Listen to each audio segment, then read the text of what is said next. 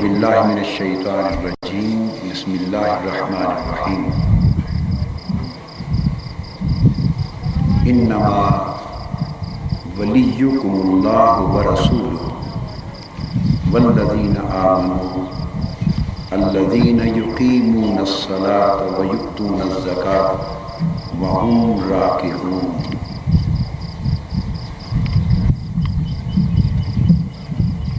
قال اللہ تبارک و تعالی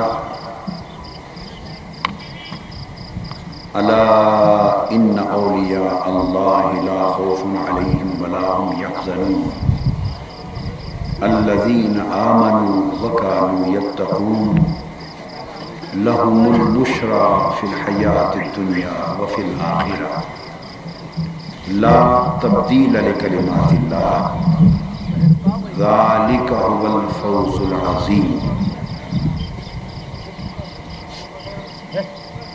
صدق اللہ مولانا العظیم۔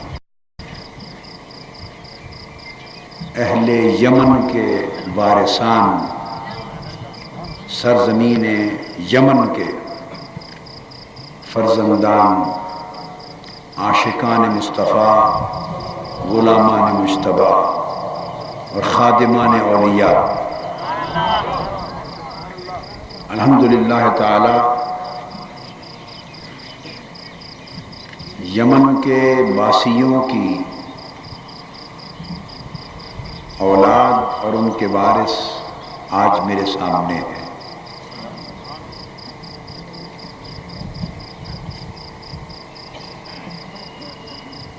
اللہ رب العزت کا شکر ہے کہ میرے اس دورہ حیدرآباد دکن کے سلسلہ خطابات کا آج آخری خطاب ہے اور میرے قیام کی آخری شب ہے۔ صبح دہلی واپسی ہے اور وہاں پہنچ کر پرسوں حضور خواجہ اجمیر کی حاضری اور عشاء کے بعد خواجہ اجمیر کے دربار کے صحن میں آخری خطاب ہے۔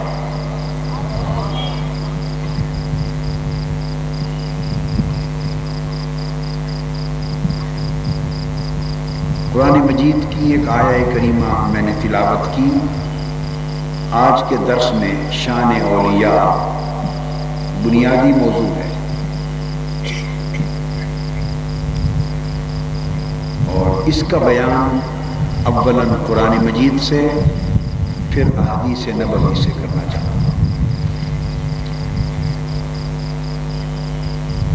اہل حیدرآباد کا اور بارکس کا کہ مکینوں کا ٹھاٹھے مارتا ہوا سمندر ہے۔ میں قاصر ہوں کہ کس اجتماع کو کم کس کو زیادہ ہو۔ حیدرآباد دکن کی سرزمین کے اجتماعات نے، آپ یقین جانیے، اور خاص طور پہ 15 شعبان کے پہلے اجتماع نے 23 برس کی تاریخ کا ریکارڈ توڑ دیا، جس میں کوئی کم و بیش، جیسا کہ بہت سے احباب اور منتظمین نے مجھے بتایا، ابھی بھی تصدیق کر رہے ہیں کہ 5 لاکھ افراد پنڈال میں تھے اور ٹی وی اسکرین کے ذریعے کیبل نیٹ ورک پر 25 سے 30 لاکھ مسلمانان دکن گھروں میں خطاب بیک وقت سن رہے تھے۔ شاید یہ تاریخ کا ایک انوکھا موقع ہوگا۔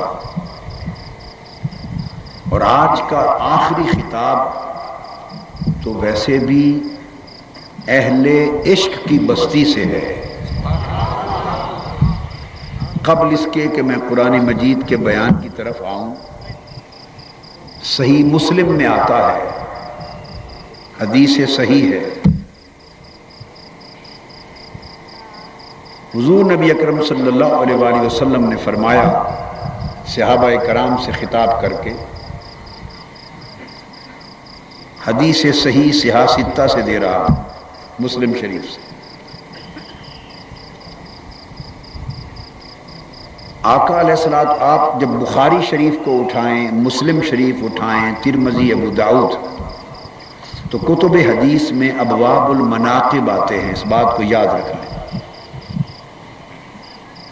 ایک باب ہوتا ہے ابواب المناقب، صحیح بخاری میں، مسلم میں، ترمذی میں، ہر کتاب حدیث میں، صحاح ستہ میں، اس میں حضور علیہ الصلوۃ والسلام کے فضائل و مناقب کے بعد اہل بیت کے مناقب کا بیان ہوتا ہے، خلفائے راشدین کے مناقب ہوتے ہیں، فی مناقب ابی بکر الصدیق، مناقب عمر بن الخطاب، مناقب عثمان، مناقب علی، عشرہ مبشرہ کے مناقب، مناقب حسن، مناقب حسین، اس طرح جو صحابہ کرام اور اہل بیت اطہار آقا علیہ الصلوۃ والسلام کے سامنے تھے، ان کے نام لے کر کتب حدیث میں ان کے فضائل، ان کی منقبتیں اور ان کی فضیلتیں بیان کی گئیں۔ یہ بات سمجھ میں آتی، مگر انہی حدیث کی کتابوں میں پھر اس کے بعد فضائل آتے ہیں، مناقب شام، مناقب یمن، ملکوں کے مناقب بھی بیان ہوئے، مگر ایک عجیب ایمان افروز بات یہ ہے کہ تاجدار کائنات صلی اللہ علیہ وآلہ وسلم کو ایک شخص آ کے نہیں ملا، ایک شخص مدینہ کی سرزمین میں نہیں آیا، حضور کی پوری 23 برس کی حیات طیبہ میں ملاقات نہیں ہوئی، ابو بکر نے انہیں نہیں دیکھا، عمر نے نہیں دیکھا، عثمان نے نہیں دیکھا، علی نے نہیں دیکھا، 1.25 لاکھ صحابہ کرام میں سے کسی نے نہیں دیکھا، نہ کسی نے دیکھا نہ کسی نے سنا۔ منبر پہ کھڑے ہو کے تاجدار کائنات اس شخص کا جو صحابی نہیں ہے، بولیے جو صحابی نہیں ہے، اس کا نام لے کر تاجدار کائنات اپنے صحابہ سے خطاب فرما رہے ہیں، فرماتے ہیں صحابیو تم تو اپنے کو ہی جانتے ہو، آواز اونچی کر دیں، تم تو خود کو ہی جانتے ہو، مگر ایک شخص میری امت کا ایسا بھی ہے جو یمن میں رہتا ہے، اس کا نام اویس ہے، اس کے ہاتھ کی اس جانب علامت یہ ہے کہ ایک سفید داغ ہے، اور اشارہ کر کے فرمایا اے عمر اور اے علی تم دونوں کو خوشخبری دیتا ہوں کہ تم اس سے ملو گے، جا کے ملنا، یمن جانا، ملنا، اس کو میرا سلام کہنا۔ اور یا رسول اللہ اس کو کہنا کیا ہے؟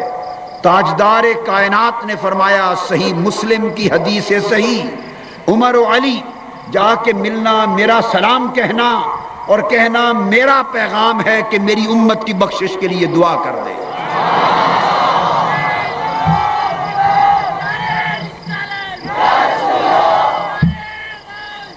میری امت کی بخشش کی دعا کر دے۔ عرض کیا یا رسول اللہ اس کا نام کیا ہے؟ فرمایا اس کا نام اویس ہے، وہ قرن کا رہنے والا۔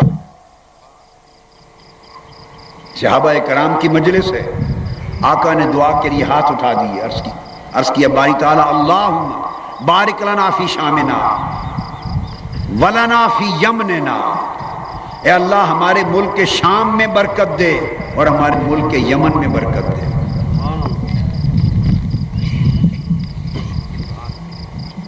پھر کسی نے آواز دی یا رسول اللہ ولنا فی نجدنا، ہمارے نجد کے لیے بھی دعا کر دیں، صحیح بخاری میں ہے، صحیح مسلم میں ہے، متفق علیہ حدیث اور صحاح ستہ میں، کثیر کتب میں۔ عرض کہ یا رسول اللہ یمن کے لیے دعا کی، شام کے لیے دعا کی، ہمارے نجد کے لیے بھی دعا کر دی۔ آپ نے بات نہیں سنی، پھر فرمایا اللہم بارک لنا فی شامنا ولنا فی یمننا، اس نے پھر کہا ولنا فی نجدنا، ہمارے نجد کے لیے بھی دعا کر دیں۔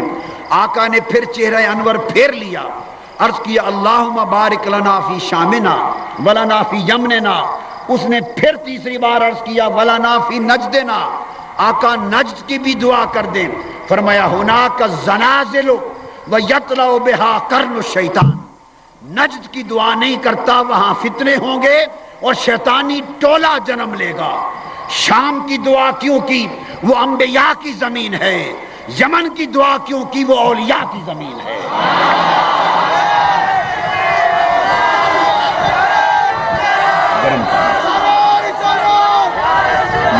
رکھ لیں، ملک شام میں نبی آئے، یمن میں نبی نہیں آئے. یہ بات خاص توجہ طلب ہے. ملک شام میں نبی آئے، حضرت ابراہیم وہاں آئے، آدم علیہ السلام کا حوالہ نسبت وہاں ہے، ابراہیم علیہ السلام کا گھر وہاں ہوا، زکریا علیہ السلام آئے، یحییٰ علیہ السلام آئے. ایک روایت کے مطابق 70,000 انبیاء ملک شام کی سرزمین میں ہوئے. تو شام کی دعا کی کہ ہمارے شام میں برکت دے کہ سرزمین انبیاء ہے. عرض کیا باری تعالیٰ ہمارے یمن کو برکت دے، یمن میں تو نہ کعبہ ہے، نہ قبلہ اول ہے، نہ نبی آئے نہ رسول آئے، تو یمن کو برکت کیوں دے؟ اس لیے کہ یمن اویس کرنی کی سرزمین ہے، یمن اولیاء کی زمین ہے. تو فرمایا نجد کی دعا نہیں کرتا. کیوں؟ کہ نجد کی سرزمین شام نبیوں کی زمین، یمن ولیوں کی زمین، اور نجد کی دعا نہ کی اس لیے کہ وہاں سے ایسا فرقہ جنم لے گا جو نبیوں کا بھی بے ادب ہوگا، ولیوں کا بھی بے ادب ہوگا. میرے آقا نے اس کی دعا نہیں کی. بارکس والو، خوش نصیب ہو تم کہ تمہاری اصل سرزمین یمن میں ہے. قرآن اور حدیث کی روشنی میں بات کریں گے. ادھر اولیاء کا ذکر ہوا، رب کائنات کی رحمت شروع ہو گئی، قبولیت کا اعلان ہو گیا، قبولیت کا اعلان ہو گیا. یمن والو میری نصیحت یاد رکھنا، ہر شے چھوڑ سکتے ہو دنیا کی، کاروبار چھوٹتا ہو چھوٹ جائے، تجارت چھوٹتی ہو چھوٹ جائے، ملازمت چھوٹتی ہو چھوٹ جائے، ساری دنیا چھوٹتی ہو چھوٹ جائے، رشتے چھوٹتے ہو چھوٹ جائے، جو کچھ چھوڑتا ہے چھوڑ دینا، مگر ولیوں کے ادب اور اولیاء کی محبت والا عقیدہ مر جانا کبھی نہ چھوڑنا.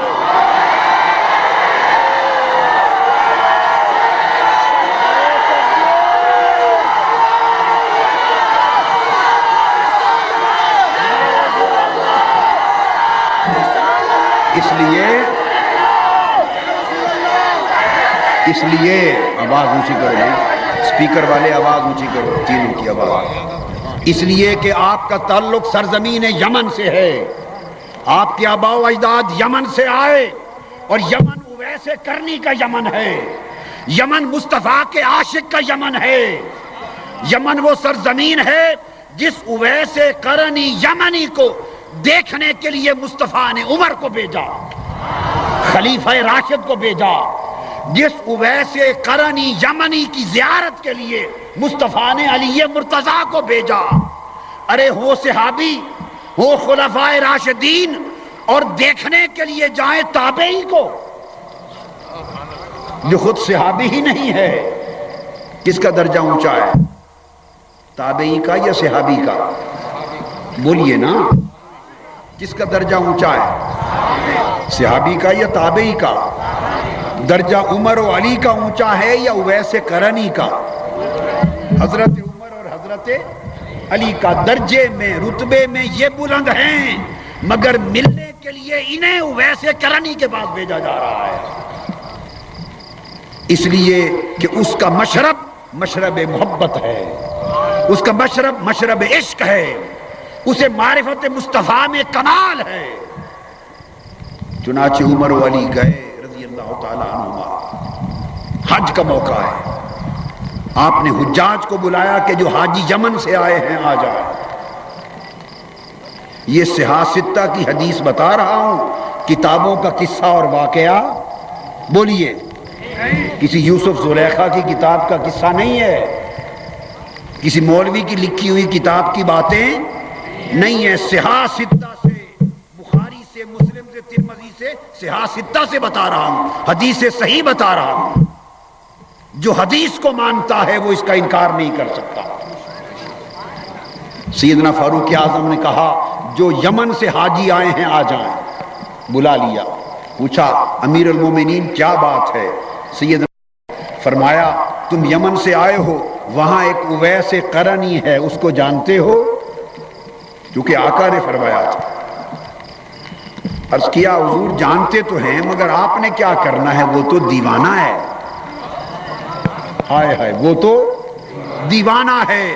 فرمایا اسی دیوانے کو فرزانے ملنے جا رہے ہیں.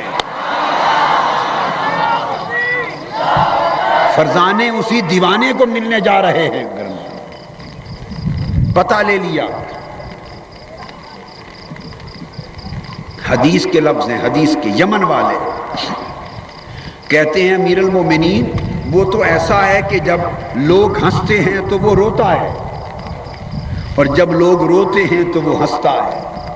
اب انہیں کیا خبر کہ لوگوں کے ہنسنے پہ اسے رونا کیوں آتا ہے اور لوگوں کے رونے پہ اسے ہنسنا کیوں آتا ہے. وہ اس لیے کہ جب لوگ ہنستے ہیں تو وہ اس لیے روتا ہے کاش انہیں حقیقت دنیا کی خبر ہوتی تو ہنستے نہیں روتے.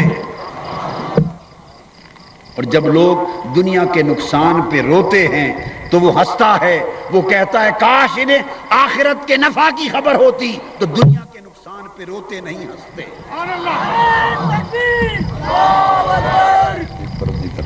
ویسے کرنی پر حجابات اٹھ گئے، چنانچہ گئے یمن میں، اور حضرت اویس کرنی کی ملاقات کی سیدنا عمر اور سیدنا علی شیر خدا نے. آپ کا تعلق اس سرزمین سے ہے. میں جب بارکس کو ٹائم دیا تو یقین جانیے میں آپ کو بارکس کا مکین سمجھ کے وقت نہیں دیا. میں نے بارکس کے لیے ٹائم نہیں دیا، میں نے یمن کے لیے ٹائم دیا ہے. میں نے اویس کرنی کے لیے ٹائم دیا ہے رضی اللہ تعالیٰ عنہ. تم اویس کرنی کے وارث ہو. بڑے فتنے آئیں گے، بڑی تبلیغیں ہوں گی، قرآن حدیث کے بڑے غلط توحید کے تصور آئیں گے، ولیوں سے بہکایا جائے گا، عقیدے سے ہٹایا جائے گا. میں تمہیں تحقیق کے ساتھ نصیحت کیے جا رہا ہوں، ارے کٹ جانا مر جانا مگر عقیدہ اولیاء والا کبھی نہ چھوڑنا.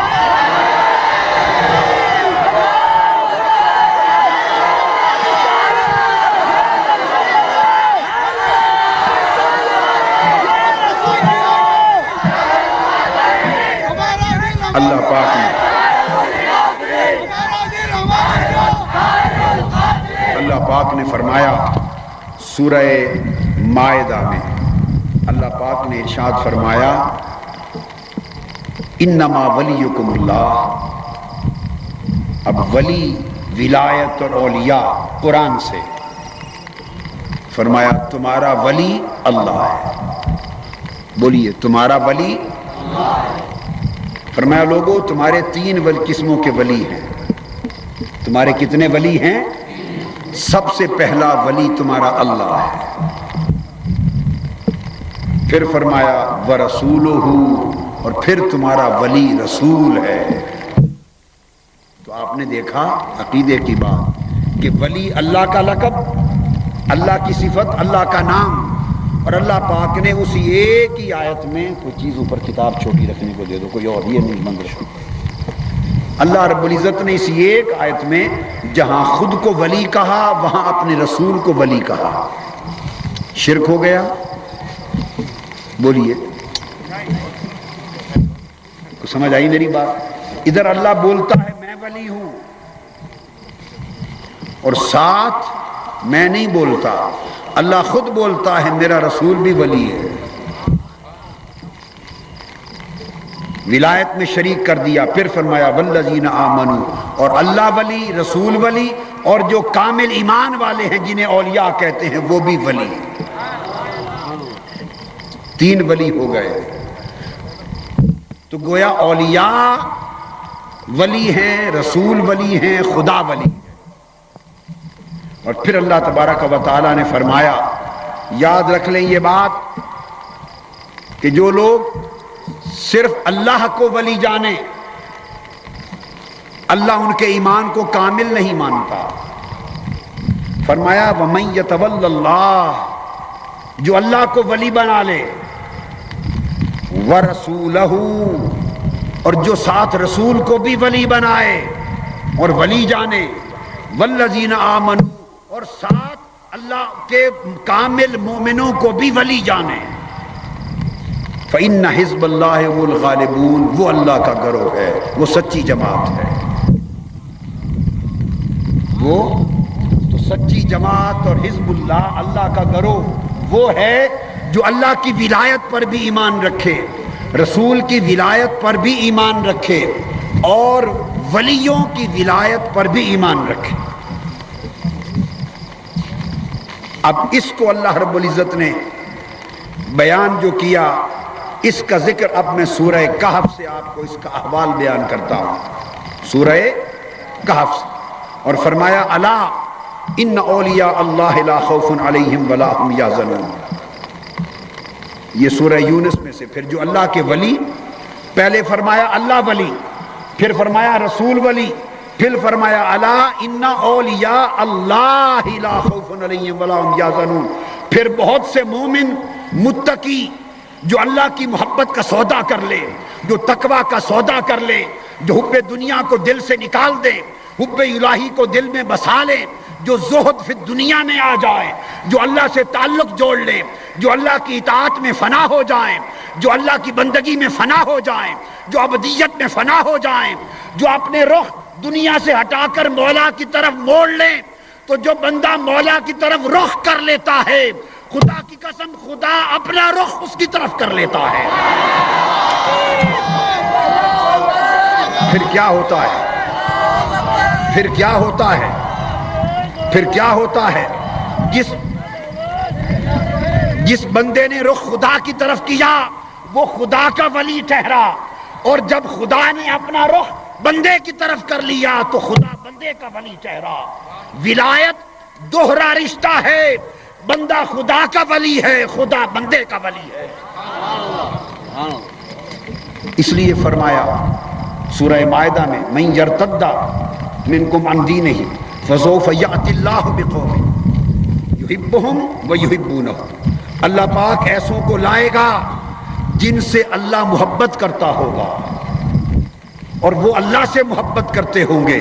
اب بات توجہ طلب ہے، پہلے فرمایا یحبہم ویحبونہ، ایسے لوگوں کو لاؤں گا جن سے میں محبت کرتا ہوں گا اور وہ مجھ سے محبت کرتے ہوں گے۔ تو قرآن مجید بتا رہا ہے کہ صرف بندہ ہی خدا سے محبت نہیں کرتا، بندے سے پہلے خدا بندے سے محبت کرتا ہے۔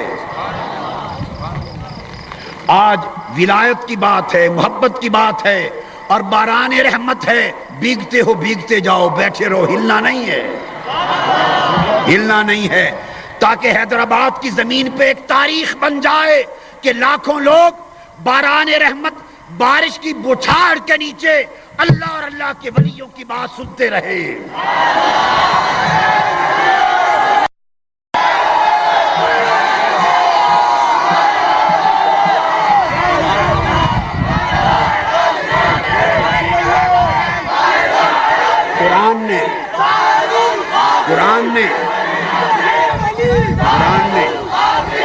قرآن نے کئی جگہ اولیاء کے احوال بیان کیے، اولیاء کے احوال بیان کیے۔ جب حضرت مریم چھوٹی تھیں تو حضرت زکریا کی پرورش میں تھیں، وہ تالا لگا کے حجرہ بند کر کے چلے جاتے، آ کے تالا کھولتے تو بن موسم پھل حضرت مریم کے پاس ہوتے۔ وہ ولی تھی، ان کی ولایت کا ذکر کیا۔ اب قرآن نے سورہ کہف میں ایک بیان کیا ہے، میں اس کا ذکر ضرور کرنا چاہتا ہوں۔ بنی اسرائیل کے زمانے کے کچھ اولیاء تھے، وہ ظالم بادشاہ اور کافر بادشاہ سے گریز کر کے غار میں چلے گئے، انہیں اصحاب کہف کہتے ہیں، اصحاب کہف کہتے ہیں۔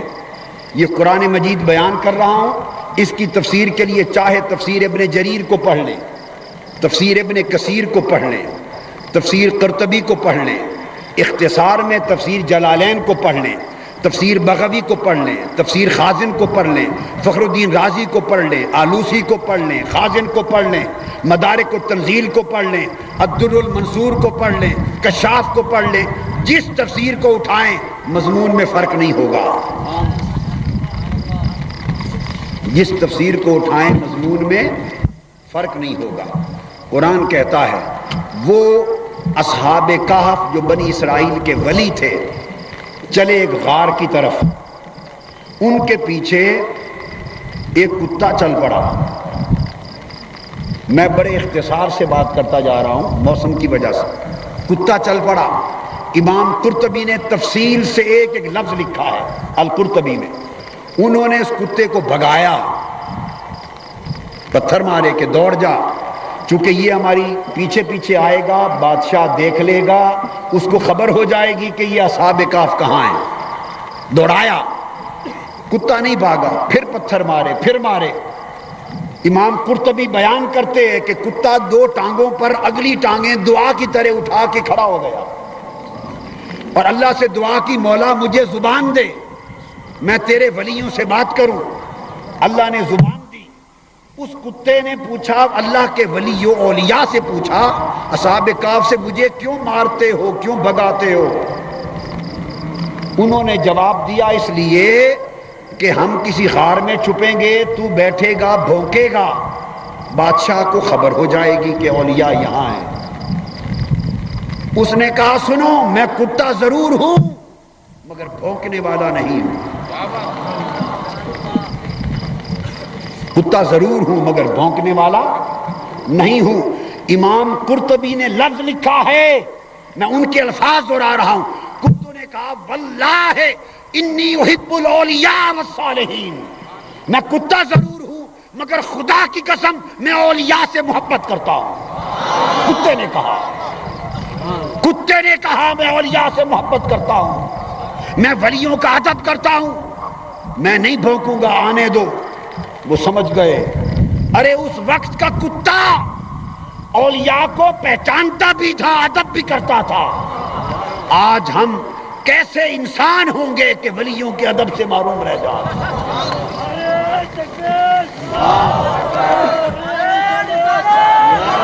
چنانچہ وہ غار میں چلے گئے، غار میں چلے گئے، کتا غار کے دہنے بیٹھ گیا باہر۔ قرآن مجید میں آتا ہے 309 برس تک اصحاب کہف غار میں لیٹے رہے۔ کتنا زمانہ؟ 309 برس اصحاب کہف غار میں رہے۔ اب قرآن کو پڑھیے، 309 برس تک قرآن کہتا ہے پھر کیا ہوا؟ وہ غار میں تھے 309 برس تک، اور کتا اس غار کے دروازے پر تھا۔ 3 صدیاں بیت گئیں۔ قرآن کہتا ہے وَتَرَى الشَّمْسَ إِذَا طَلَعَتْ تَزَاوَرُ عَنْ كَهْفِهِمْ ذَاتَ الْيَمِينِ وَإِذَا غَرَبَتْ تَقْرِضُهُمْ ذَاتَ الشِّمَالِ وَهُمْ فِي فَجْوَةٍ مِّنْهُ ذَلِكَ مِنْ آيَاتِ اللَّهِ مَنْ يَهْدِ اللَّهُ فَهُوَ الْمُهْتَدِ وَمَنْ يُضْلِلْ فَلَنْ تَجِدَ لَهُ وَلِيًّا مُرْشِدًا۔ قرآن کہتا ہے کہ 300 سال اصحاب کہف ولی اولیاء غار میں لیٹے رہے۔ غار کھلی تھی، مشرق اور مغرب کا دانہ کھلا تھا، کھلے میدان کی طرح تھی۔ سورج چڑھتا تب بھی دھوپ آ سکتی تھی، غروب ہوتا تب بھی دھوپ آتی۔ ان کے جسموں کو موسم کی تبدیلی کے اعتبار سے تکلیف ہوتی، اور منشاء الہی یہ تھا کہ 300 سال لیٹے رہے۔ اللہ نے حکم دیا اے سورج اس غار میں میرے ولی لیٹے ہیں، جب تک میرے ولی لیٹے ہیں تو اپنا راستہ بدل لے۔ قرآن کہتا ہے وَتَرَى الشَّمْسَ، آپ دیکھتے ہیں تو سورج جب طلوع ہوتا اصحاب کہف کی غار پر آتا، تَزَاوَرُ عَنْ كَهْفِهِمْ ذَاتَ الْيَمِينِ، تو انہیں دھوپ سے بچانے کے لیے اپنا راستہ چھوڑ کر دائیں جانب جھک جاتا تھا۔ وَإِذَا غَرَبَتْ تَقْرِضُهُمْ ذَاتَ الشِّمَالِ، جب ڈوبنے کو آتا انہیں دھوپ سے بچانے کے لیے راستہ چھوڑ کر بائیں جانب جھک جاتا۔ اے اہل یمن، اے اہل بارکس، اے اہل حیدرآباد، ایک نقطے کو ذہن نشین کر لو، سورج کے راستے مقرر ہیں، یہ اللہ کی تقدیر ہے، یہ اللہ کی۔ سورہ یاسین کو پڑھیے، قرآن کہتا ہے وَالشَّمْسُ تَجْرِي لِمُسْتَقَرٍّ لَهَا ذَلِكَ تَقْدِيرُ الْعَزِيزِ الْعَلِيمِ، کہ سورج اللہ کے مقرر کیے ہوئے راستے پر چلتا ہے۔ وَذَلِكَ تَقْدِيرُ الْعَزِيزِ الْعَلِيمِ، یہ اللہ کی تقدیر ہے. سورج کے راستے کیا ہیں؟ اللہ کی تقدیر ہے. تو سورج کا مقرر راستے پر چلنا خدا کی تقدیر ہے. اور ولیوں کی خاطر 300 سال تک رب نے اپنی تقدیر بدل دی. جب طلوع ہوتا راستہ چھوڑ کے دائیں جانب ہٹ جاتا، غروب ہوتا تو راستہ چھوڑ کر بائیں جانب جھک جاتا. یہاں ایک قول بعض علماء نے کیا، اس کی وضاحت کر دوں. بعض کہتے ہیں نہیں، وہ سورج کا راستہ ہی ایسے تھا کہ جب طلوع ہوتا تو وہ دائیں جانب سے گزر جاتا تھا، ان پہ خود بخود قدرتی طور پہ دھوپ نہ پڑتی. اور غروب ہوتا تو اس کا راستہ ہی یہ تھا کہ بائیں جانب سے گزر جاتا، دھوپ نہ پڑتی. یہ قول درست نہیں ہے، یہ قول درست اور قرآن کے سیاق و سباق سے مطابقت نہیں رکھتا. اجلہ مفسرین نے بیان کیا، مگر میں اس کی حکمت قرآن سے دیتا ہوں. اگر یہ قرآن کے مطابق سورج کا راستہ ہی یہ تھا اور وہ اپنا راستہ چھوڑ کے دائیں بائیں ہٹتا نہیں تھا بلکہ راستہ ہی یہ تھا، تو پھر یہ کہنے کی ضرورت کیا تھی ذالک من آیات اللہ، یہ سورج کا دائیں ہٹنا اور غروب کے وقت بائیں ہٹ جانا یہ اللہ کی خاص نشانی تھی. اگر اپنی تقدیر پر چلتا تھا تو آیت اللہ کیسے ہو گئی؟ ارے آیت اللہ تب بنتی ہے کہ عادت کچھ اور ہو اور قدرت الہیہ سے تبدیلی آ جائے، وہ ولیوں کے لیے اللہ کی آیت بن جاتی ہے. ذالک من آیات اللہ سے پتہ چلتا ہے کہ یہ راستہ نہ تھا. ولیوں کے اکرام میں رب نے حکم دیا اور سورج 300 سال تک اپنا راستہ بدل کے گزرتا رہا. پھر کیا ہوا؟ قرآن کہتا ہے من یہد اللہ فہو المہتد. ولیوں کی شان یہ کہ اللہ جسے ہدایت دے دے وہ مہتد ہدایت یافتہ ہو جاتا ہے. اور یہاں ہدایت کا بات کا مطلب کیا ہوا؟ چونکہ ولیوں کی بات ہو رہی ہے، اللہ جنہیں ولیوں کے مقام سے شناسا کر دے، اللہ جنہیں اولیاء کے مقام کی معرفت دے دے، اللہ جنہیں اولیاء کی راہ پر چلا دے، وہ ہدایت ہے. اور فرمایا جسے اللہ ہدایت دے دے وہ ہدایت یافتہ ہے. وَمَن يُضْلِلْ، اور جسے اللہ گمراہ کر دے یعنی ولیوں کی راہ سے ہٹا دے، جو ولیوں کی راہ سے ہٹ جائے وہ گمراہ ہے. فرمایا فَلَن تَجِدَ لَهُ وَلِيًّا مُرْشِدًا، فرمایا جو گمراہ ہو جائے اسے کوئی ولی مرشد نہیں ملتا. تو ولی کا مرشد ہونا یہ ہدایت ہے اور ولی مرشد کا نہ ملنا گمراہی ہے. اب قرآن کہتا ہے کہ ہر 6 ماہ بعد مفسرین کہتے ہیں وہ کروٹ بدلتے تھے. قرآن کہتا ہے ہم ان کی کروٹ بدلتے تھے. اب اللہ کا فیض تھا، اس پر اثرات تھے. غار میں لیٹے ولی کروٹ بدلتے تھے، مگر کیا ہوتا؟ وہ کتا ولیوں کے فیض سے غار کے باہر بیٹھا، ہر 6 ماہ بعد اس کی کروٹ بھی بدل جاتی تھی. اور قرآن مجید میں کتے کے بیٹھنے کا انداز بیان ہوا ہے. فرمایا وَقَلْبُهُمْ بَاسِطٌ ذِرَاعَيْهِ بِالْوَصِيدِ، اور کتا اس طرح اپنے ہاتھ اور پاؤں ٹانگیں بچھا کر اس انداز کے ساتھ بیٹھا ہوا تھا. اہل بارکس مجھے بتائیے کبھی آپ لوگ بھی گھر میں کتا رکھیں، شکاری کتا ہو، حفاظت کا کتا ہو، بھلے جتنا اچھا اعلیٰ نسل کا ہو، کبھی آپ نے اس کے بیٹھنے کا جو طریقہ انداز نشست اس پر بھی غور کیا کہ میرا کتا اس طرح بیٹھتا ہے؟ کوئی شخص ہاتھ کھڑا کر کے بتا دے کہ اس نے اپنے کو، نہیں میں بات کر رہا ہوں کہ کبھی یہ بھی کوئی بیان کرتا ہے کہ میرا کتا جی اس طرح بیٹھتا ہے؟ بھئی جیسے بیٹھتا ہے بیٹھتا رہے.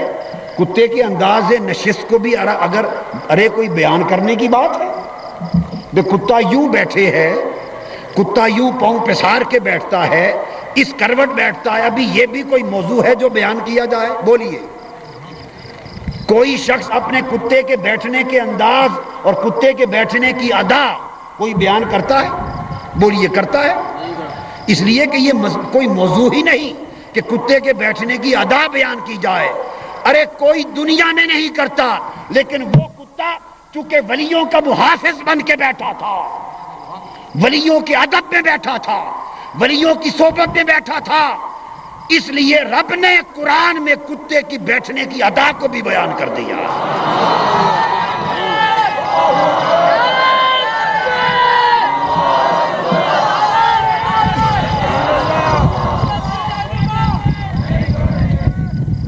فرمایا کتا غار کے دانے پر اس طرح پاؤں بچھا کے بیٹھا تھا تو کتے کا ذکر قرآن میں آ گیا۔ کتا قرآن اللہ کے کلام کے اندر ایک موضوع بن گیا، ویسے پلید شے ہے۔ ارے کتا اگر ولیوں کے ادب میں آ جائے، کتا ولیوں کی محبت میں آ جائے، کتا ولیوں کی سنگت میں آ جائے، کتا ولیوں کی صحبت میں آ جائے تو خدا اسے بھی اپنے کلام کا موضوع بنا لیتا ہے۔ اس کا درجہ بلند ہو گیا، اس کا درجہ بلند ہو گیا۔ اب آگے اس کے بعد ایک بڑی لطیف بات آگے کہنا چاہتا ہوں، اسی قرآن میں، قرآن سے نہیں ہٹوں گا۔ آگے اللہ پاک نے فرمایا بتانے کے لیے کہ تمہیں معلوم ہے کہ یہ اصحاب کہف، یہ ولی، ان کی تعداد کیا تھی۔ اب اللہ نے ولیوں کی تعداد بیان کی کہ اصحاب کہف کتنے تھے۔ ارشاد فرمایا اللہ پاک نے سیقولون ثلاثۃ، کچھ لوگ کہتے ہیں اور کہیں گے کہ 3 تھے۔ اصحاب کہف کتنے تھے، اب ان کے عدد کی بات ہو رہی ہے قرآن میں۔ اللہ فرماتا ہے کچھ کہیں گے کہ وہ 3 تھے۔ اب قرآن پڑھیے، اور رب کہتا ہے ان کے قول کے ساتھ رابعہم کلبہم، اگر وہ 3 تھے تو چوتھا ان کا کتا تھا۔ اگر آپ کی کوئی دعوت کرے، آپ کی کوئی دعوت کرے، 3 4 آدمی 7 آدمیوں کو بلائے اور آپ دعوت پر بیٹھ جائیں تو کوئی آپ سے پوچھے بھی آپ کتنے لوگ آئے ہیں تو 3 ہوں اگر آپ، تو کوئی کہتا ہے اس طرح کہ جی 3 ہم ہیں چوتھا ہمارا کتا ہے؟ بولیے کوئی کہتا ہے؟ جی 5 ہم ہیں چھٹا ہمارا کتا ہے۔ آپ کتنے لوگ آئے ہیں؟ جی 7 ہم ہیں 8واں ہمارا کتا ہے۔ کوئی یوں بولتا ہے؟ بولیے بھائی، یہ کوئی بات ہے کرنے کی؟ نہیں ہے۔ اب رب کا کلام سنیں، ثلاثۃ رابعہم کلبہم، فرمایا وہ 3 ہیں، چوتھا ہمارا کتا ہے۔ پھر فرمایا کچھ کہتے ہیں خمسۃ سادسہم کلبہم، کچھ کہتے ہیں وہ 5 ہیں، چھٹا ان کا کتا ہمارا، ان کا کتا ہے۔ پھر فرمایا وَيَقُولُونَ سَبْعَةٌ وَثَامِنُهُمْ كَلْبُهُمْ، کچھ کہتے ہیں وہ 7 تھے ولی اور 8واں ان کا کتا ہے۔ گویا جس کتے نے ولیوں کا ادب اختیار کر لیا، ولیوں کی محبت اختیار کر لی، اولیاء کی سنگت اور صحبت اختیار کر لی، رب نے اس کتے کو صلہ یہ دیا کہ جہاں جہاں ولیوں کا ذکر آ رہا ہے، ولیوں کے ساتھ ان کے خادم کتے کا بھی ذکر آ رہا ہے۔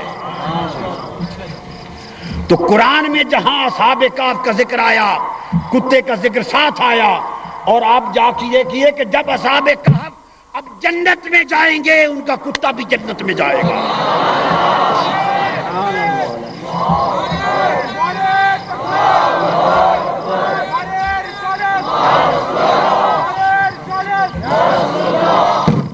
لوگوں بتانا یہ چاہتا ہوں، اگر اصحاب کہف کا کتا ان ولیوں کی سنگت کے باعث جنت میں جائے گا تو پھر تم اگر اولیاء کی نسبت اور محبت کو اپنا لو تو کیا وجہ ہے کتا ہو کر ولیوں کے سبب سے جنت میں جائے، اور کوئی ولیوں سے سنگت ادب اور محبت رکھے اور مومن ہو مسلمان ہو تو ولی کے صدقے سے کیا وجہ ہے وہ جنت میں کیوں نہیں جائے گا؟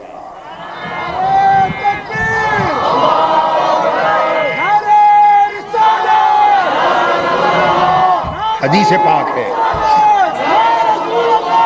حدیث پاک ہے، حدیث پاک ہے، صحیح بخاری میں حدیث آتی ہے، صحیح بخاری میں حدیث ہے، بڑی کتاب دی حدیث کی، صحیح مسلم شریف میں حدیث ہے المتجر، صحیح بخاری میں حدیث ہے، صحیح مسلم شریف میں حدیث ہے۔ آقا علیہ الصلوۃ والسلام نے فرمایا کہ میری امت میں 70,000 افراد ایسے ہوں گے. کتنے؟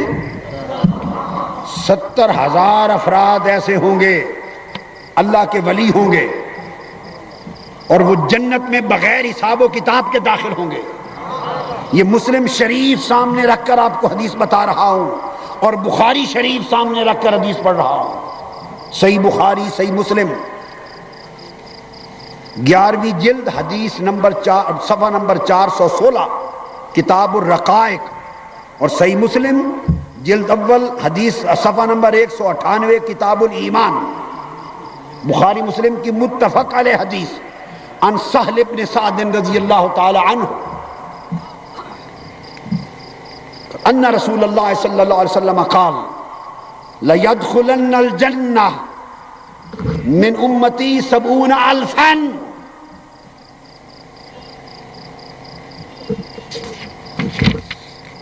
فرمایا میری امت سے 70,000 لوگ، اور دوسری حدیث میں فرمایا بغیر حساب ولا کتاب. بخاری مسلم شریف میں باب قائم ہے، امام مسلم نے باب قائم کیا اللہ کی حضور کی امت کے وہ ولی جو بغیر حساب و کتاب کے جنت میں جائیں گے. متفق علیہ حدیث. فرمایا 70,000. اور اب جو صحیح بخاری اور مسلم کی حدیث دے رہا ہوں، سہل بن سعد الساعدی راوی ہیں، فرمایا 70,000. اور حدیث میں راوی کہتے ہیں قال او 700,000 700,000. فرمایا 7 لاکھ افراد ہوں گے. کتنے؟ ایک حدیث میں فرمایا 70,000، دوسری روایت میں راوی کہتے ہیں فرمایا 7 لاکھ. بولیے کتنے؟ 7 لاکھ افراد آقا علیہ السلام نے فرمایا جنت میں جائیں گے، اور بغیر حساب و کتاب کے جنت میں جائیں گے. اور پھر کیسا ہوگا؟ پہلی حدیث میں فرمایا 70,000 جنت میں جائیں گے، اور ان میں سے ہر ایک 1000 کا عالم کیا ہوگا؟ اپنے ساتھ ہر کوئی 70,000 افراد بغیر حساب و کتاب کے لے کے جنت میں جائے گا.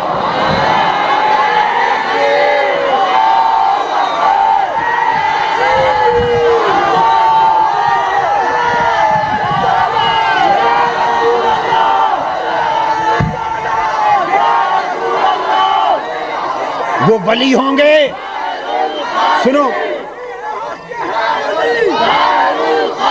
لوگوں، میں آپ کو صحیح بخاری سنا رہا ہوں، میں آپ کو صحیح مسلم سنا رہا ہوں کہ 70,000 میں سے ہر 1000 اپنے ساتھ 70,000 بغیر حساب و کتاب کے پھر لے کے جنت میں جائے گا. ارے دیکھو جنت کا منظر کیسا ہوگا. کوئی حساب و کتاب میں ہے، کوئی پل صراط پہ پھسل کے گر رہا ہے، کوئی میزان پہ کھڑا کپ کپا رہا ہے، کوئی بےتاب نفسا نفسی کے عالم میں ہے، کوئی اعمال کی کمی کی وجہ سے بیزار ہے، کوئی سورج کی قربت کی وجہ سے تڑپ رہا ہے. ارے جنت کا سما کئی لوگوں کے لیے عجیب عذاب ہوگا، پریشان کن ہوگا، اذیت ناک منظر ہوگا. اور ادھر جو اللہ کے ولی ہیں ان کا عالم یہ حکم ہوگا، یہ 70,000 ولی اپنے ساتھ 70,000 مریدوں کو، غلاموں کو، محبت کرنے والوں کو لے لے. فرشتوں ہٹ جاؤ، کوئی حساب و کتاب نہیں، سیدھا جنت میں چلے جانے دو.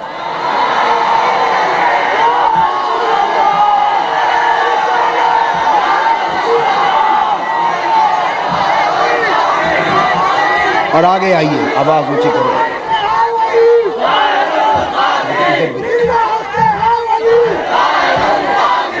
آگے آئیے. اب میں امام مسلم نے، چلو پیچھے سے پانی پڑ رہا بھائی، پیچھے سے پیچھے سے کوئی بات نہیں، پیچھے سے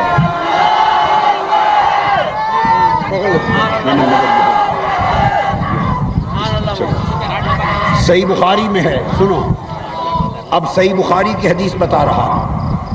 لَيَدْخُلَنَّ الْجَنَّةَ مِنْ کتنا؟ 700,000 7 لاکھ ولی. کتنے؟ حضور کی امت سے بغیر حساب و کتاب کے جنت میں جائیں گے. اور یہ 7 لاکھ کیسے جائیں گے؟ وہ منظر حضور علیہ السلام نے بیان کیا ہے اور امام بخاری نے لکھا ہے. امام بخاری کی کتاب صحیح بخاری کتاب الرقائق، اور اس کا باب بولتا ہوں، باب یدخل الجنہ 70,000 بغیر حساب. امام بخاری کا عقیدہ دیکھو، امام بخاری آپ کے عقیدے کے تھے. انہوں نے باب قائم کیا ہے بغیر حساب کے جنت میں جانے والے. اور امام مسلم بھی آپ کے عقیدے کے تھے، انہوں نے باب قائم کیا کتاب الایمان، باب الدلیل علی دخول طوائف من المسلمین الجنہ بغیر حساب ولا عذاب. یہ باب قائم کیا. امام مسلم کہتے ہیں کہ ثابت ہو گیا، امام مسلم کہتے ہیں کہ حضور کی امت کے بہت سے لوگ جنت میں بغیر حساب کتاب اور بغیر عذاب کے داخل ہوں گے. اب حضور علیہ السلام کے کلمات سنیے جو بخاری اور مسلم نے دیے. وہ 7 لاکھ لوگ کیسے جنت میں جائیں گے؟ حدیث سے بخاری اور حدیث سے مسلم کے لفظ ہیں. 700,000 7 لاکھ لوگ جنت میں جائیں گے بغیر حساب و کتاب کے. متماسکون آخذ بعضهم ببعض، وہ 7 لاکھ لوگ قطاریں بنا لیں گے. آگے شیخ ہوگا، آگے ولی ہوگا، آگے کامل ہوگا، پیچھے اس سے محبت کرنے والے غلام ہوں گے. آگے کامل ولی ہوگا، پیچھے ادب کرنے والے ہوں گے. آگے شیخ ہوگا، پیچھے غلام ہوں گے. متماسکون، ایک دوسرے کو تھامے ہوں گے. آخذ بعضهم ببعض، وہ کہیں گے ارے میرا ہاتھ پکڑ لو، اگلا کہے گا میرا ہاتھ پکڑ لو. ایک دوسرے کا ہاتھ پکڑ پکڑ پکڑ کے 7 لاکھ لوگ زنجیر بنا لیں گے. حکم ہوگا یہ 7 لاکھ لوگوں کی زنجیر ساری جنت میں چلی جائے.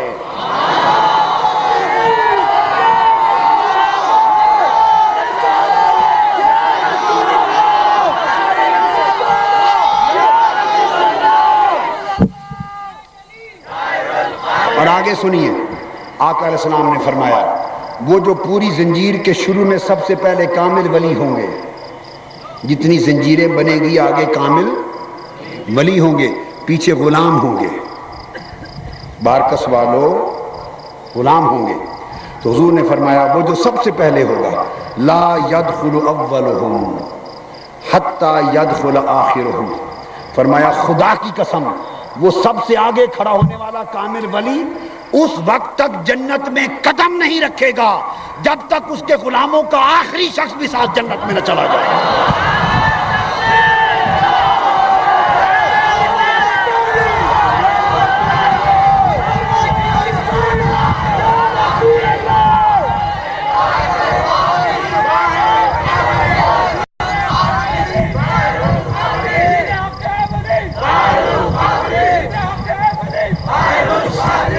اور پھر آقا علیہ السلام نے فرمایا، صحابہ نے پوچھا یا رسول اللہ ان ولیوں کی کوئی پہچان بھی ہوگی؟ کیسے دکھتے ہوں گے ولی، کیسے دکھتے ہوں گے؟ تو قربان جاؤں میرے آقا نے فرمایا وجوہہم علی صورت القمر لیلۃ البدر، قیامت کے دن 14ویں رات کے چاند کی طرح ولیوں کے چہرے چمک رہے ہوں گے.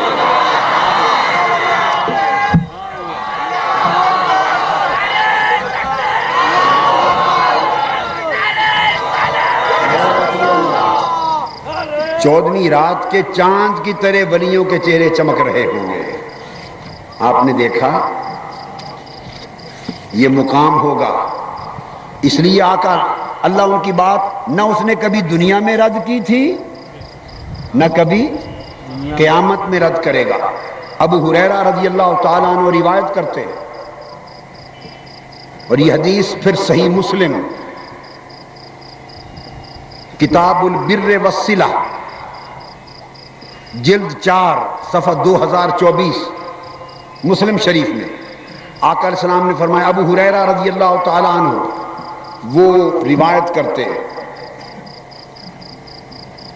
فرمایا آقا علیہ السلام نے قال قال رسول اللہ صلی اللہ علیہ وآلہ وسلم رب اشعث اخبر مدفوع بالابواب لو اقسم علی اللہ لابرہ، رواہ المسلم.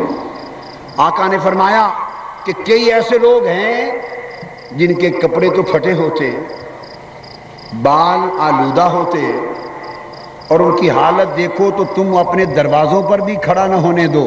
دنیا دارو، یہ کہا جا رہا ہے، دنیا دارو ان کے ظاہری حال کو دیکھو تو دروازوں پر بھی کھڑے نہ ہونے دو، مگر فرمایا خدا کی قسم اگر وہ اللہ کی قسم کھا لے جو کہتے وہی پورا ہو جائے۔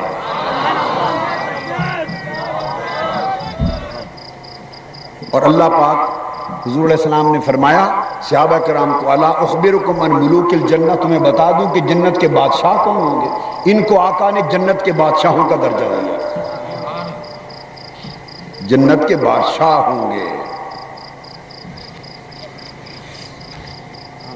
اللہ تبارک و تعالیٰ نے ان اولیاء سے محبت کرنے والے، جو اللہ کی محبت نے جن کو ولی بنا دیا، محبت کرنے والوں کے لیے اللہ پاک نے فرمایا، حدیث قدسی ہے، آقا صحیح بخاری میں ہے، مسلم میں ہے، سیاستہ میں ہے، مسند امام احمد بن حنبل میں ہے، آقا علیہ السلام نے ارشاد فرمایا یہ جو اللہ سے محبت کرنے والے ولی ہیں، موطا امام مالک میں ہے، ہر حدیث کی کتاب میں فرمایا واجبت محبتی للمتحابین فیہ والمتزاورین فیہ والمتبازلین فیہ والمتجازلین فیہ والمتصادقین فیہ، فرمایا جو لوگ میرے محبوب ہیں، جو ان سے محبت کرتے ہیں میرے محبوب ولیوں سے، اس نے فرمایا مجھے اپنی عزت کی قسم میں ولیوں سے محبت کرنے والوں سے بھی محبت کرتا ہوں۔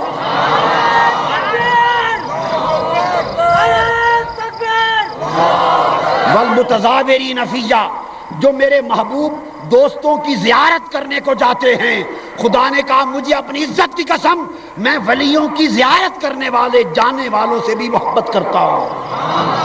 والمتجالسین فیہ، جو میرے محبوب بندوں کی صحبت میں بیٹھتے ہیں میں ان کی مجلس میں بیٹھنے والوں سے بھی محبت کرتا ہوں۔ اب آپ سمجھے، رواہ احمد باسناد صحیح، امام احمد بن حنبل نے اسناد صحیح کے ساتھ روایت کی، اور میں نے عرض کیا کہ بخاری بھی ہے، مسلم، ترمذی، حدیث کی کتب بڑی پڑی، اور موطا امام مالک نے تو حضور علیہ السلام اللہ پاک نے فرمایا کہ میں نے اپنے اوپر ان سے محبت کرنا واجب کر لیا ہے۔ قال اللہ تعالی، حدیث قدسی ہے، میری خاطر چونکہ محبت کرتے تھے یہ، اللہ نے فرمایا میں بھی ان سے محبت کرتا ہوں، اور ان کو جنت میں الگ مقام دیے جائیں گے، غرف ہوں گے، یہاں صرف وہ لوگ رہیں گے جو میری محبت، جو میرے ولیوں سے محبت کرتے ہیں، وہ لوگ وہاں رہیں گے۔ اور حضور علیہ السلام نے فرمایا، حدیث ابو الدرداء رضی اللہ تعالیٰ عنہ روایت کرتے ہیں، آقا علیہ السلام نے فرمایا لَيَبْعَثَنَّ اللَّهُ أَقْوَامًا يَوْمَ الْقِيَامَةِ فِي وُجُوهِهُمُ النُّورُ، قیامت کے دن اللہ اپنے ولیوں کو کھڑا کرے گا، قیامت کے دن ایسے لوگ کھڑے کیے جائیں گے ان کے چہروں پر نور ہوگا، چہروں پر علی منابر اللؤلؤ، موتیوں کے ٹیلوں پر بیٹھے ہوں گے، وفی روایت علی منابر النور، نور کے ٹیلوں پر بیٹھے ہوں گے، یغبطہم الناس لیسوا بانبیاء ولا شہداء، لوگ اللہ کی بارگاہ میں ان کی قدر و منزلت دیکھ کر رشک کریں گے، حالانکہ وہ نبی بھی نہیں ہوں گے، شہید بھی نہیں ہوں گے۔ ایک اعرابی یہ بات سن کر بیٹھ گیا، یا رسول اللہ ہمیں بتا دے وہ لوگ کون ہیں تاکہ ہم ان کو پہچان لیں، ہم ان سے محبت کریں، ان کو پہچان لیں، بتا دیں کون ہیں۔ آقا علیہ السلام نے فرمایا، حضور نے فرمایا وہ اللہ کے ولی ہوں گے، بولیے اللہ کے ولی ہوں گے، حدیث پاک ہے۔ میری یہ کتاب حدیث کی الکنز الثمین فی فضیلت ذکر والذاکرین، اس کے 41 فصلوں کو پڑھیے، میری حدیث کی کتاب ہے۔ آقا علیہ السلام نے فرمایا ابو ہریرہ رضی اللہ تعالیٰ عنہ روایت کرتے ہیں، امام ابن حبان نے صحیح میں روایت کیا، امام نسائی نے روایت کیا، اس حدیث کو امام ابو یعلا نے روایت کیا، امام بہقی نے روایت کیا، اور پھر اس حدیث کو امام ابو داؤد نے سیاستہ میں سنن میں روایت کیا، امام ابو نعیم نے روایت کیا، امام حاکم نے المستدرک میں روایت کیا، امام طبرانی نے معجم میں روایت کیا، امام احمد بن حنبل نے روایت کیا، امام ترمذی نے روایت کیا، بغوی نے روایت کیا، اور پھر ابن احمد بن حنبل امام ابن شیبہ نے روایت کیا۔ الغرض کوئی 500 اس سے بھی زیادہ احادیث امام ترمذی نے روایت کیا، پھر ابن قیم نے کہا، امام مناوی نے روایت کیا، ابو نعیم نے کیا، اتنی احادیث کی کتب بڑی بڑی ہیں۔ حدیث کے الفاظ کیا ہیں؟ آقا نے فرمایا ان من عباد اللہ عبادا، قیامت کے دن لوگوں کچھ اللہ کے بندے ایسے بھی ہوں گے اللہ انہیں اتنے اونچے مقام پر بٹھائے گا، ایک حدیث میں عرش کے سامنے اپنے سامنے بٹھائے گا، ایک حدیث میں اپنی دائیں جانب بٹھائے گا، ایک حدیث میں موتیوں کے ٹیلوں پر بٹھائے گا، ایک حدیث میں نور کے پہاڑوں پر بٹھائے گا، ان کے چہرے نور علی نور ہوں گے، یغبطہم الانبیاء والشہداء بمکانہم من اللہ، نبی بھی رشک کریں گے ان کے مقام پر، نبی بھی رشک کریں گے، شہید بھی رشک کریں گے، عرض کریں گے باری تعالی ہمیں تو نے یہ درجہ اس لیے دیا کہ ہم نبی، یہ تو نبی نہیں، ان کو اس مقام پر کس وجہ سے بٹھایا گیا؟ شہید کہیں گے باری تعالی ہمیں تو نے قدر و منزلت اس لیے دی کہ ہم تیری راہ میں شہید ہوئے، یہ تو شہید بھی نہیں، انہیں آج اتنا درجہ اونچا کیوں دیا گیا؟ یہ معنی ہے نبیوں اور شہیدوں کے رشک کرنے کا۔ کیا وجہ ہے؟ تو حدیث کے الفاظ جو بتا رہا ہوں، تو حضور علیہ السلام نے فرمایا کہ جب وہ یہ رشک کریں گے تو اللہ نے فرمایا ان وجوہہم نور وانہم علی منابر من نور، ان کے چہروں سے نور کی شعاعیں نکل رہی ہوں گی، وہ نور کے ٹیلوں پر بیٹھے ہوں گے، لا یخافون اذا خاف الناس، لوگ خوف زدہ ہوں گے انہیں کوئی خوف نہ ہوگا، ولا یحزنون اذا حزن الناس، لوگ غم زدہ ہوں گے انہیں کوئی غم نہ ہوگا۔ صحابہ کرام بےتاب ہو گئے، عرض کیا یا رسول اللہ بتائیں یہ کون لوگ ہوں گے؟ تو حدیث پاک میں آتا ہے، آقا نے آیت پڑھی، فرمایا الا ان اولیاء اللہ لا خوف علیہم ولا هم یحزنون، یہ نہ نبی ہوں گے نہ شہید مگر اولیاء اللہ ہوں گے۔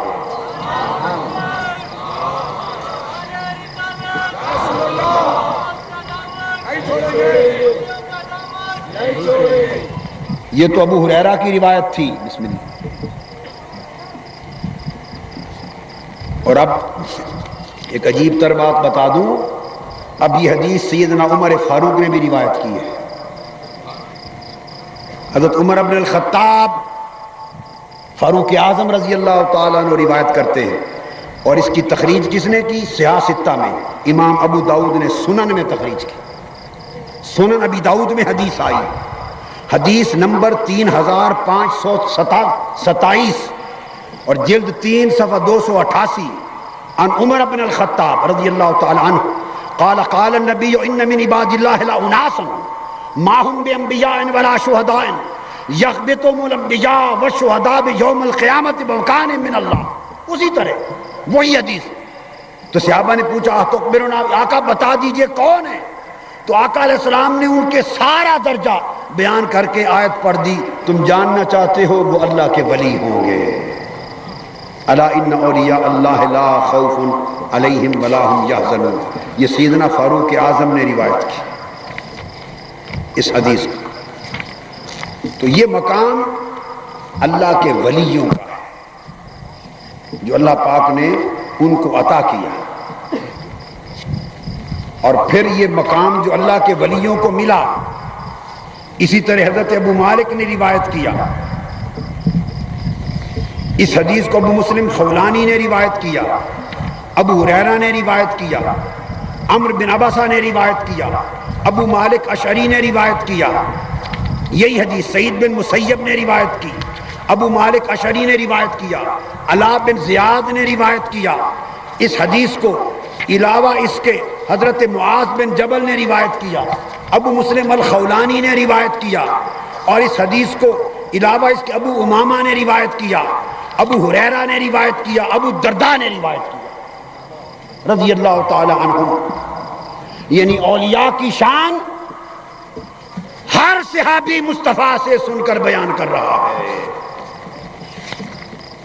اور حدیث کے الفاظ آتے ہیں، بڑی توجہ طلب بات ہے، عبداللہ ابن عباس روایت کرتے ہیں حضرت، اور طبرانی نے المعجم میں، ان للہ جلساء یوم القیامہ عن یمین العرش، عرش کی دائیں جانب اللہ پاک اپنے ہم نشین بٹھائے گا۔ اور ابن ثابت روایت کرتے ہیں، دائیں جانب اللہ پاک نورانی چہرے والے ولیوں کو، دوستوں کو بٹھائے گا۔ عمرو بن عبسہ روایت کرتے ہیں، وہ نبی نہیں ہوں گے، شہید نہیں ہوں گے، ولی ہوں گے، اللہ کے ذاکر ہوں گے، اللہ پاک انہیں اپنے سامنے دائیں جانب بٹھائے گا، اور بٹھا کر پھر ان کے چہروں کو نورانی کر کے ان کو وہ درجہ عطا کرے گا۔ اور حدیث پاک میں آتا ہے، کتاب التوحید، بخاری کو اٹھائیے، مسلم کو اٹھائیے، ترمذی اٹھائیے، ابو داؤد اٹھائیے، آقا نے فرمایا، لوگو تم آپس میں اپنا حق لینے میں کیا جھگڑا کرتے ہو؟ جو قیامت کے دن میرے ولی اپنی محبت کرنے والوں کو بخشوانے میں جھگڑا کریں گے۔ فرمایا جب میں فیصلہ کر دوں گا کہ میرے ولیوں، میرے کامل مومنوں، میرے دوستوں، جاؤ بغیر حساب و کتاب کے جنت میں۔ اب حدیث پاک ہے، حدیث صحیح، تو جو اللہ کے ولی ہوں گے وہ رک جائیں گے، عرض کریں گے یا اللہ ہم جنت میں نہیں جاتے۔ سیاستہ کی حدیث صحیح ہے، عرض کریں گے مولا ہم جنت میں نہیں جاتے۔ اللہ پاک فرمائیں گے فرشتوں سے پوچھو کیوں نہیں جاتے؟ اللہ پاک پوچھیں گے، وہ کہیں گے باری تعالی کچھ لوگ ہیں کانو یصومون معنا وکانو یصلون معنا وکانو یحجون معنا وکانو یعملون معنا، ہمارے مرید ہیں، ہمارے محبت کرنے والے ہیں، ہمارے تعلق والے ہیں، نمازیں ہمارے ساتھ پڑھتے تھے، حج پہ میرے ساتھ جاتے تھے، اعتکاف بیٹھتے تھے، روزے رکھتے تھے، ہماری سنگت والے وہ دوزخ میں پڑے ہیں۔ ہماری محبت کی غیرت گوارا نہیں کرتی کہ اپنے سے پیار کرنے والوں کو دوزخ میں چھوڑ کر خود جنت میں چلے جائیں۔ ارے بارکس والوں، ارے یمن والوں، سیاستہ کی حدیث صحیح، اللہ پاک فرمائیں گے ارے اپنے دوستوں، محبت کرنے والوں کی بخشش چاہتے ہو، وہ دوزخ میں پڑے ہیں، تم انہیں پہچانتے ہو کیا؟ اللہ پوچھیں گے انہیں پہچانتے ہو کیا؟ وہ ولی اللہ کہیں گے اولیاء مولا پہچانتے ہیں۔ حدیث پاک کا لفظ ہے، اللہ پاک فرمائے گا جاؤ جنہیں پہچانتے ہو اپنے ہاتھوں سے دوزخ سے نکال کر جنت میں لے جاؤ۔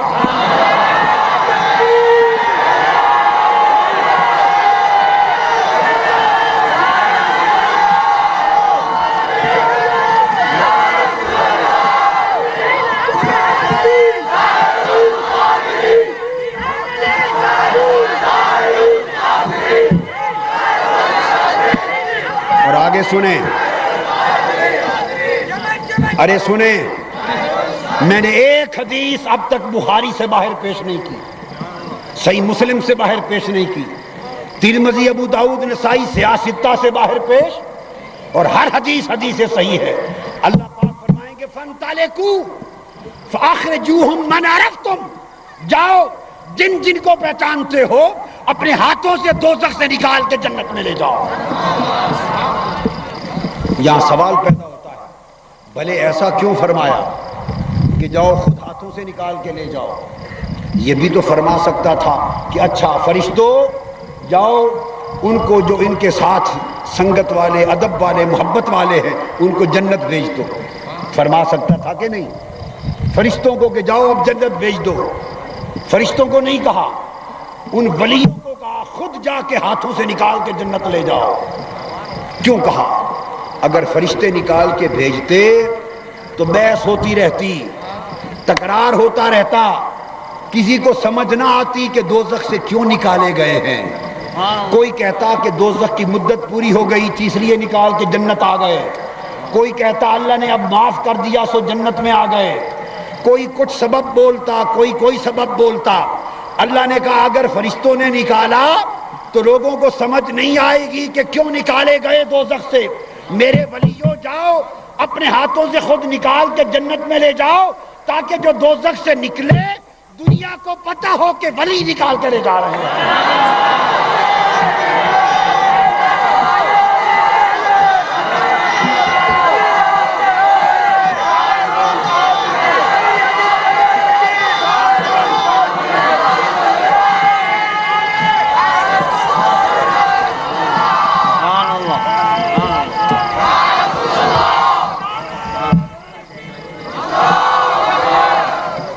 ان کو پتا تو ہو کہ کون نکال کے لے آیا ہے۔ تو یہ اصحاب کہف کا جب واقعہ بیان ہو چکا تو اس کے بعد آگے اسی رکوع میں آگے چل کر جب اللہ نے مثال دے دی کہ اللہ کے ولیوں کے در پر کتا جم کے بیٹھا رہا، 300 سال بیٹھا رہا، بارش بھی ہوتی ہوگی،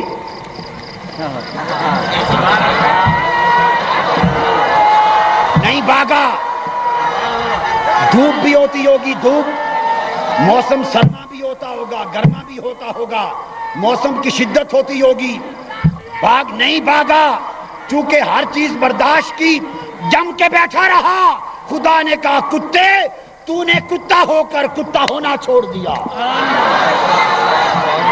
کتا ہو کر وفا نبھا دی، جا تو بھی جنت میں جا۔ اب اس کے بعد اللہ نے فرمایا کہ دیکھا کتا کس طرح جم کر میرے ولیوں کے دروازے پر رہا۔ اس کے بعد اللہ نے فرمایا وَاصْبِرْ نَفْسَكَ مَعَ الَّذِينَ يَدْعُونَ رَبَّهُمْ بِالْغَدَاةِ وَالْعَشِيِّ يُرِيدُونَ وَجْهَهُ، فرمایا لوگو دیکھ لو جس طرح کتا ولیوں کے در پہ جم کے بیٹھا رہا، اب تم کیا کرو۔ قرآن ہے سورہ کہف آیت نمبر 28، آیت نمبر، فرمایا تم بھی میرے ولیوں کی نسبت اور سنگت میں جم کے بیٹھے رہا کرو۔ یہ قرآن کہتا ہے وَاصْبِرْ نَفْسَكَ، اپنے آپ کو جما کے بٹھا لو، جم کے بیٹھ جاؤ، کدھر مَعَ الَّذِينَ يَدْعُونَ رَبَّهُمْ بِالْغَدَاةِ وَالْعَشِيِّ، میرے ان ولیوں کی صحبت و سنگت میں جو صبح و شام اپنے مولا کے مکھڑے کو تکتے رہتے ہیں، مولا کے ذکر میں رہتے ہیں، ان ولیوں کی سنگت میں جم جاؤ، ان کے دامن سے لگ جاؤ، ان کی صحبت میں آ جاؤ، ان کے دامن تھام لو۔ کون؟ جنہوں نے میرا دامن تھام لیا ہے۔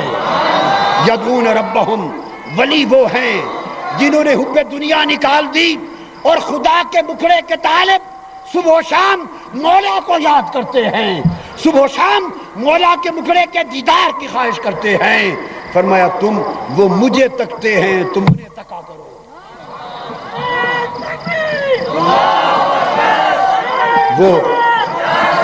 وہ میرے دامن سے لگ گئے ہیں، تم ان کے دامن سے لپٹ جاؤ۔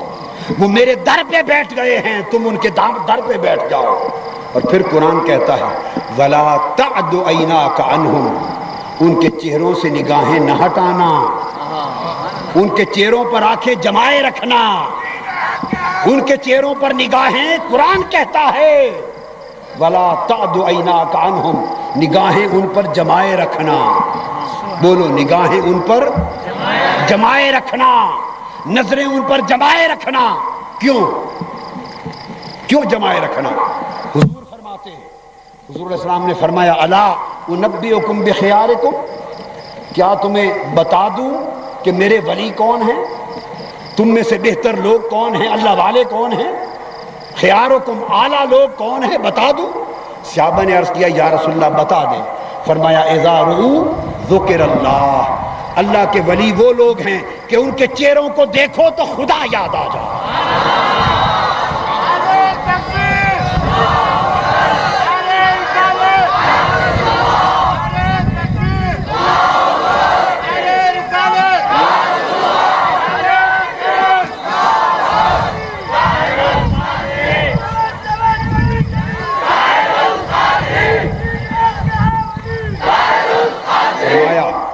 ان کے چہروں کو دیکھو تو خدا یاد آ جائے. اور آقا علیہ السلام نے فرمایا خیر جلسائکم، حدیث دوسری، فرمایا خیر، تمہارے سے بہتر ولی اللہ والے ان کی مجلسوں میں بیٹھا کرو، ان کو تکا کرو، ان کو سنا کرو. فرمایا کون؟ حدیث پاک آقا نے فرمایا خیر جلسائکم الذین، کیا ارشاد فرمایا رؤیتہم تذکر الآخرہ ومنطقہم یزید العلم ورؤیت عملہم یذکر الآخرہ ورؤیتہم یذکر اللہ. فرمایا ان کی علامت یہ ہے کہ اگر ان کے چہرے دیکھو تو خدا یاد آ جائے، اور ان کے عمل دیکھو تو آخرت یاد آ جائے، اور ان کا بیان سنو تو ایمان نصیب ہو جائے. یہ پہچان پر 3 علامتیں بیان کی. 3 تذکر اللہ رؤیتہم، تذکر اللہ رؤیتہم، اللہ کا ولی وہ ہے جس کے چہرے کو دیکھو تو خدا یاد آئے. وَيَزِيدُكُمْ فِي الْعِلْمِ مَنْطِقُهُ، اس کا بیان سنو تو علم ہدایت نصیب ہو جائے. وَيُذَكِّرُ الْآخِرَةَ عَمَلُهُ، اس کے عمل کو دیکھو تو آخرت یاد آ جائے. اس لیے فرمایا وَلَا تَعْدُ عَيْنَاكَ عَنْهُ، ان کو تکتے رہا کرو، نگاہیں ان سے ہٹانا نہیں. اگر نگاہیں اللہ والوں سے ہٹ گئیں تو کیا ہوگا؟ ترید زینت الحیات الدنیا، اس ملعون دنیا میں پھنس کے رہ جاؤ گے. اگر دنیا کی محبت سے نجات چاہتے ہو تو اللہ والوں سے تعلق رکھو، اللہ والوں سے محبت کرو. اور اللہ والے کون ہیں؟ جن کے دل میں اللہ رہتا ہے، دنیا نہیں رہتی.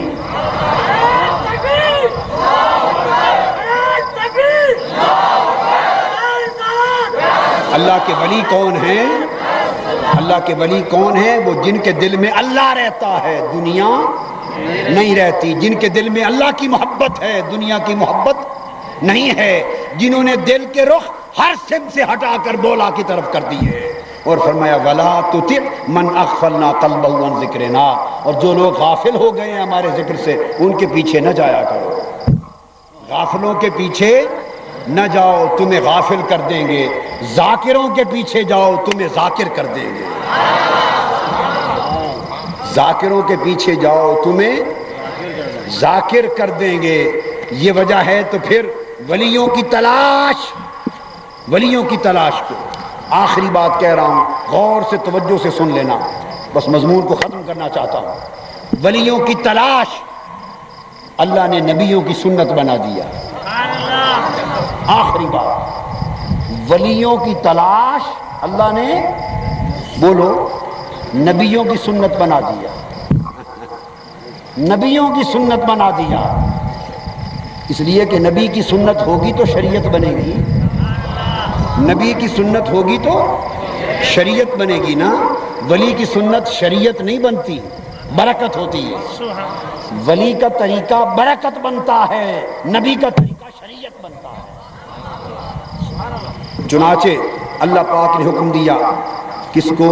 حضرت موسیٰ علیہ السلام کو، جا ہمارے ایک بندے خضر کی تلاش کر. خضر کی تلاش کر. اب قرآن کے لفظ ہیں، سورہ کہف آیت نمبر 65. فوجدہ، حضرت موسیٰ اپنے خادم یوشع بن نون کو لے کے نکل پڑے. کس کی تلاش میں؟ نبی ہے. خضر، کوئی کہتا ہے نبی، کوئی کہتا ہے ولی. احوط قول، اقوم قول ولی ہے. تو حضرت خضر کی تلاش میں نکل پڑے. قرآن کہتا ہے فوجدہ عبدا من عبادنا، سو انہوں نے ہمارے بندوں میں سے اس خاص ولی بندے کو پا لیا. پایا کیسے؟ یہ بات قرآن سے سمجھانا چاہتا ہوں. ولی کو پہچانا کیسے؟ بولو، ولی کو پہچانا کیسے؟ قرآن کہتا ہے آیت نمبر 61 سورہ کہف کہ جب چلے تلاش میں، حضرت موسیٰ نے فرمایا اپنے خادم حضرت یوشع بن نون کو کہ مچھلی پکا لو اور تل لو، کہ مچھلی پکا لو اور تل لو، بھون لو، تل لو، اور کھانے ناشتے کے لیے ساتھ لے لو. جب بھوک لگے گی تو بیٹھ کے کھا لیں گے۔ انہوں نے مچھلی تل لی تو مردہ رہی ہے زندہ؟ بولیے مر گئی یا زندہ رہی؟ بھائی تل رہی، کھانا بنا لیا، سالن بنا دیا، لے کے چل پڑے۔ جب چل پڑے تو ایک مقام آیا جہاں دو دریا آپس میں مل رہے تھے۔ جب اس مقام پر پہنچے، فلما بلغا مجمع بینہما، دو دریا آپس میں مل رہے تھے، جب اس مقام پر پہنچے، نسیا حوتہما، وہ کھانا رکھا، چل پڑے۔ فاتخذ سبیلہ فی البحر سربا، تو بھنی ہوئی مچھلی ہنڈیا سے، برتن سے نکلی، زندہ ہو کر دوڑ کے دریا میں چلی گئی۔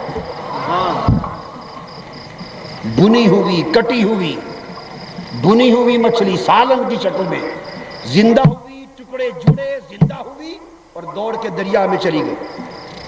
حضرت یوشع بن نون یہ بات حضرت موسیٰ علیہ السلام کو بتانا بھول گئے۔ آگے پہنچے اور آگے پہنچے تو موسیٰ علیہ السلام نے فرمایا یوشع بن نون کھانا لاؤ، کھانا لاؤ، بھوک لگی ہے، بیٹھ کے کھا لے۔ انہوں نے عرض کیا یا حضرت فإنی نسیت الحوت وما انسانیہ الا الشیطان ان اذکرہ واتخذ سبیلہ فی البحر عجبا۔ عرض کیا یا حضرت موسیٰ علیہ السلام، وہ جہاں دو دریا ملے تھے وہاں میں نے برتن رکھا تھا تو مچھلی تو زندہ ہو کے بھاگ گئی تھی، زندہ ہو کے بھاگ گئی تھی، مردہ مچھلی زندہ ہو گئی تھی اور میں بھول گیا، آپ کو بتا نہیں سکا۔ اب یہاں قرآن کا لفظ دیکھیں، یہ کلائمیکس ہے عقیدے کا۔ قرآن نے سب پردے اٹھا دیے۔ انہوں نے کہا اس مقام پر جہاں دو دریا ملے تھے مردہ مچھلی زندہ ہو کے بھاگ گئی تھی اور میں بتانا بھول گیا۔ موسیٰ علیہ السلام نے فرمایا، قرآن کہتا ہے قالا، موسیٰ علیہ السلام نے فرمایا ذالک ما کنا نبغی، اے یوشع وہی مقام تھا جس کی تلاش میں ہم نکلے تھے، وہ ولی وہی ہوگا، وہ ولی خضر علیہ السلام وہیں ہوگے۔ کیوں کہ جہاں ولی رہتا ہے وہاں مردے زندہ ہو جاتے ہیں۔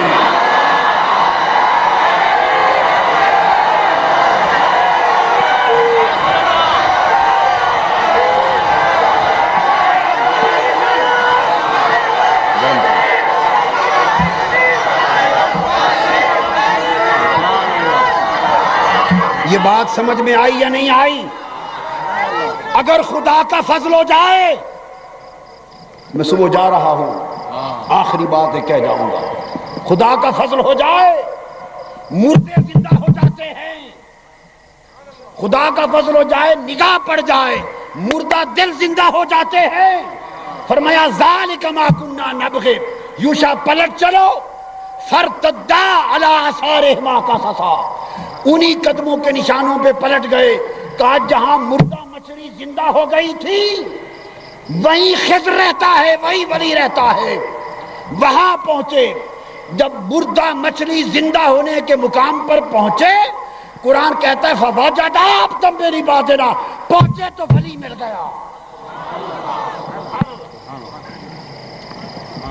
خدا کے فضل کی علامت یہ ہے کہ توجہ ہو جائے تو موت زندگی سے بدل جائے۔ مجھے خبر ملی کہ بارکس میں کچھ لوگ آپ کا عقیدہ بگاڑنے کی کوشش کر رہے ہیں، درست ہے؟ میں بتانا چاہتا ہوں کہ خدا کا فضل ہو جائے تو موت زندگی میں بدل جائے، فضل و اندھیرا روشنی میں بدل جائے، گمراہی ہدایت میں بدل جائے۔ یہ تو احوال ہے۔ ارے وہ تو بڑے لوگ تھے، وہ تو بڑے لوگ تھے۔ اگر کوئی منکر ہے اور نہیں مانتا قرآن کو اور قرآن کی بات اس کی سمجھ میں نہیں آتی، کوئی منکر ہے، مجھے مصطفیٰ کے نالین کی قسم، نالین مصطفیٰ کی قسم، کوئی منکر ہے کھڑا ہو جائے اور مجھے کہے جو دیکھنا چاہتا ہے دکھا دیتا ہے۔